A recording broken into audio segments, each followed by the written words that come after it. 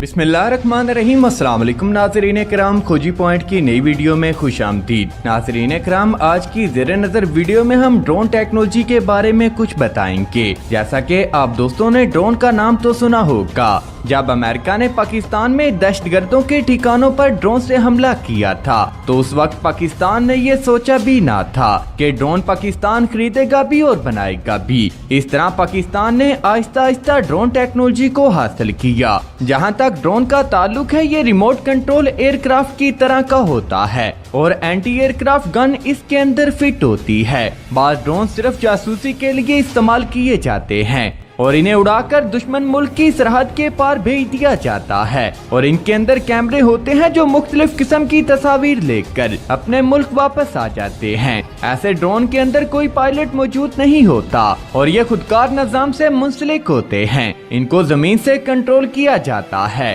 Target drone anti aircraft missile और anti aircraft guns वगैरह इन्हीं मकासद के लिए इस्तेमाल की जाती हैं ताकि दुश्मन मुल्क के तैयारे को तबाह किया जा सके। दोस्तों, इस तरह ड्रोन भी इसी मकसद के लिए इस्तेमाल होते हैं। तो नाज़रीन कराम, इससे पहले कि हम वीडियो का बाकायदा आगाज करें और पाकिस्तान के ऐसे ड्रोन के बारे में आपको आगाह करें जिसके नाम से दुश्मन थर थर कांपने लगता है, आपसे गुजारिश है कि चैनल को सब्सक्राइब कर लें और साथ में मौजूद घंटी के निशान को भी दबा दें ताकि हमारी हर नई आने वाली वीडियो की नोटिफिकेशन आप दोस्तों को बआसानी मौसूल हो सके। आप तमाम दोस्तों का बहुत शुक्रिया। नाजरीन, पाकिस्तान का ये ड्रोन अगरचे तजुर्बाती मराहिल में दाखिल हो चुका है, लेकिन इस ड्रोन के बारे में और इसकी स्पेसिफिकेशन बता दी गई हैं और इसकी तस्वीर भी सोशल मीडिया पर वायरल हैं। तो नाज़रीन कराम, पाकिस्तान के नए ड्रोन की बात की जाए तो पाकिस्तान के पास एक ऐसा ड्रोन भी मौजूद है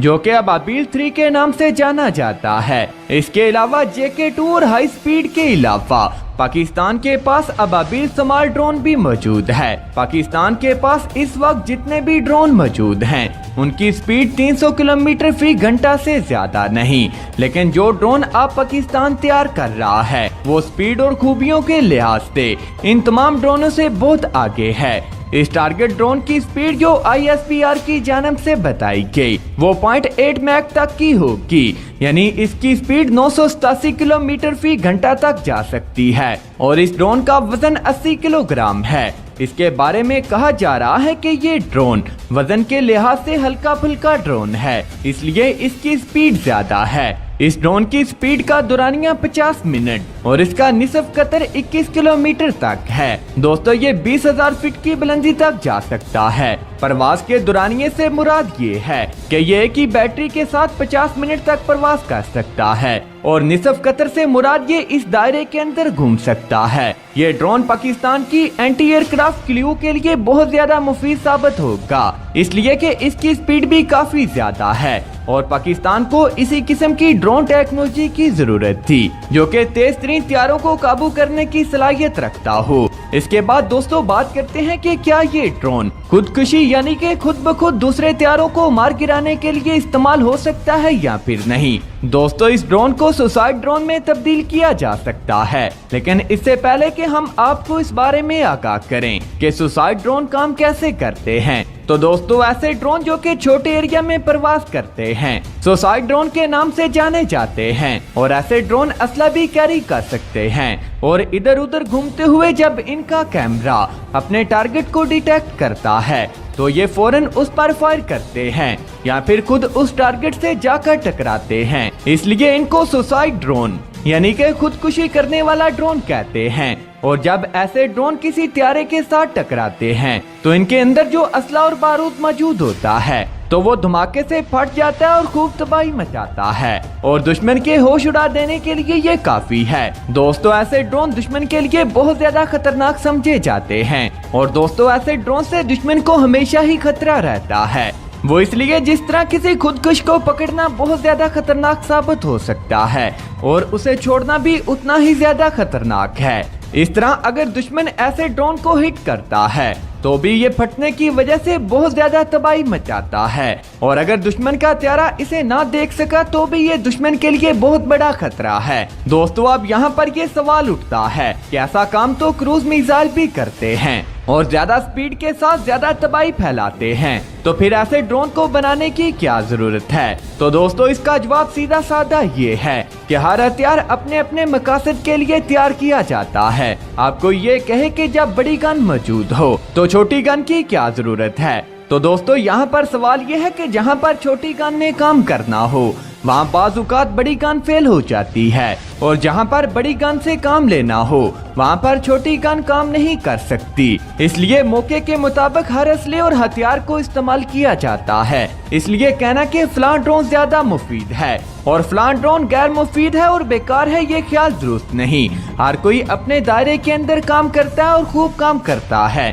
اس لیے پہلے بتایا گیا ہے کہ سوسائڈ ڈرون ایسے ٹارگٹ کو ہٹ کرنے کے لیے تیار کیے جاتے ہیں جو کہ بظاہر سامنے نہیں آتے، انہیں پاک فوج کی زبان میں ہڈن ٹارگٹ یعنی کہ چھپے ہوئے ٹارگٹ کہتے ہیں۔ دوسرا کروز میزائل جو کہ سیدھا سیدھا ٹارگٹ کو ہٹ کرتا ہے، اگر مس فائر ہو جائے تو بھی ضائع ہو جاتا ہے، لیکن اس کے برعکس ڈرون ٹارگٹ کے ارد گرد گھومتا رہتا ہے اور چکر لگاتا رہتا ہے جب تک کہ اس کو ٹارگٹ نظر نہیں آتا۔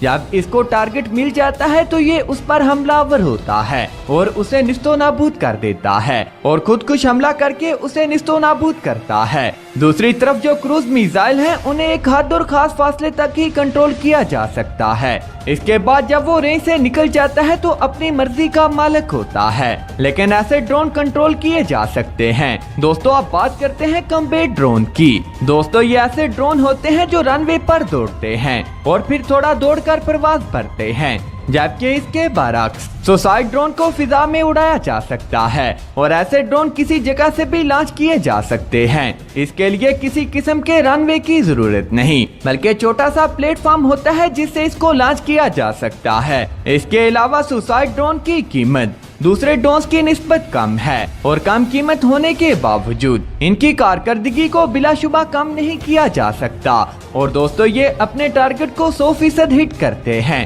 دوستو اس کے بعد اب بات کرتے ہیں کہ کیا پاکستان کے یہ ڈرون سوسائڈ ڈرون میں تبدیل کیے جا سکتے ہیں یا پھر نہیں؟ تو دوستو اس کا جواب یہ ہے کہ پاکستان کے پاس ایسے ذرائع بھی موجود ہیں اور ایسے ایکسپرٹس بھی موجود ہیں جو کہ ان کو تبدیل کرنے کی صلاحیت رکھتے ہیں، اور ان ڈرونز کو تبدیل کرنا پاکستان کے لیے کوئی بڑا کام نہیں، لیکن دشمن کے لیے ایسے ڈرون کو قابو کرنا بہت زیادہ آسان ہوگا۔ وہ اس لیے کہ اس ڈرون کو اگر دوسرے ڈرون میں تبدیل کریں گے تو یہ اتنا زیادہ مفید نہیں ہوگا اور یہ پاکستان کے لیے ایک نقصان دہ بات ہے۔ اس لیے ڈرون جس مقصد کے لیے بھی بنایا جائے اسے اسی مقصد کے لیے استعمال کرنا مفید ہے، اور وہ مقصد ہے دشمن کو نیست و نابود کرنا۔ اس لیے یہاں پر یہ سوال پیدا ہوتا ہے کہ پاکستان اس ڈرون کو کنورٹ کرے گا یا پھر نہیں، لیکن یہ بات تو طے ہے کہ پاکستان اس طرح کے ڈرون کو تیار کر سکتا ہے، اور بجائے یہ کہ اس ڈرون کو دوسرے ڈرون میں تبدیل کیا جائے